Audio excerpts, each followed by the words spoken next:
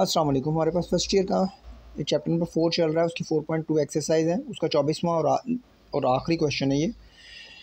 हमारे पास रकम है एक्स की 4 माइनस 6 एक्स की 2 जमा 10 माइनस 6 बटा एक्स की 2 जमा 1 बटा एक्स की 4। हमारे पास पहले जो क्वेश्चन थे उसमें हमारे पास एक्स की 4 तो होता था, लेकिन बटे में एक्स की 4 नहीं होता था, इसलिए मैं एक्स की 2 पे डिवाइड करता था। इसको एक्स की 2 पे डिवाइड करने के बजाय हमें सिर्फ एक्स की 4 जमा 1 बटा एक्स की 4 को लैदा कर लेना है। ये दोनों जो इनमें से 6 कॉमन ले लूँगा तो एक्स की 2 जमा 1 बटा एक्स की 2 रह जाएगा। ये जमा 10 बराबर 0 के।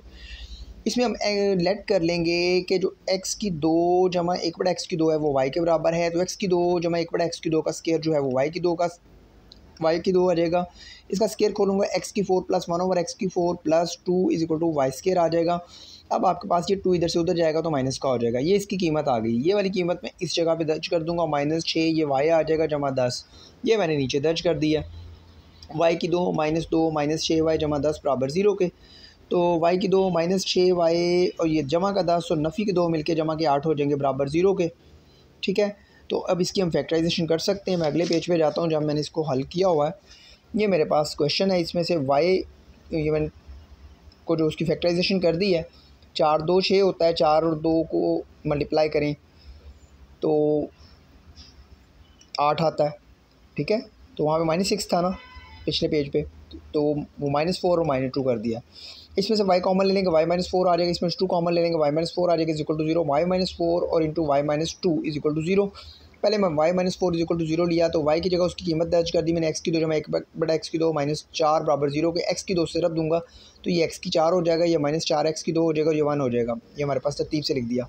अब क्योंकि ये फिर x की 2 और x की 4 की शक्ल में आ गया, तो ये मेरे पास जो सबसे पहला क्वेश्चन था इसी एक्सरसाइज का, ये वो वाली फॉर्म बन गई। अब मैं क्या करता हूँ, x की 2 को z के बराबर ले लेता हूँ, तो x की 4 जो है z की 2 हो जाएगा, तो ये फार्मूला छोटा बन जाएगा, z square -4z plus 1 is equal to 0। अब इसको मैं क्वाड्रेटिक फार्मूला लगा के इसको हल कर लेता हूँ। a की कीमत 1 है, b की कीमत -4 है, c की कीमत 1 है। तो ये मैंने फार्मूला लगाया, माइनस इंटू -4 प्लस -4 का square -4 into 1 divided by 2 into 1। ये इसको हल करूँगा तो ये 16 आ जाएगा, ये इंटू 4 आ जाएगा, ये माइनस प्लस करके 4 आ जाएगा।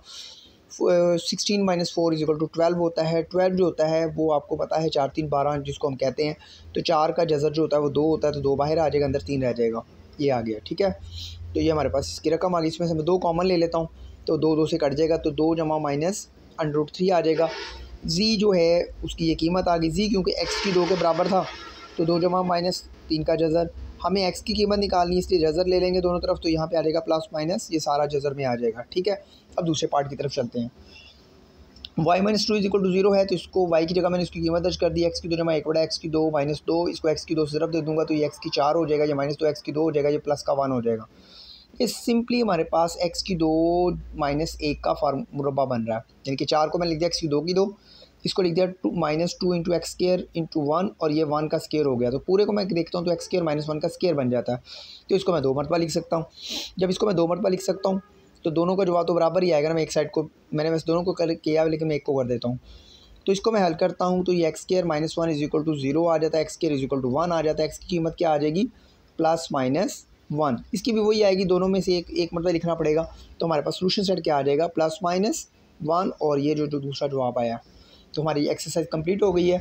अब नेक्स्ट एक्सरसाइज के पहले क्वेश्चन के साथ अगली वीडियो में हाज़िर होते हैं। तब तक लिए अल्लाह हाफ़िज़।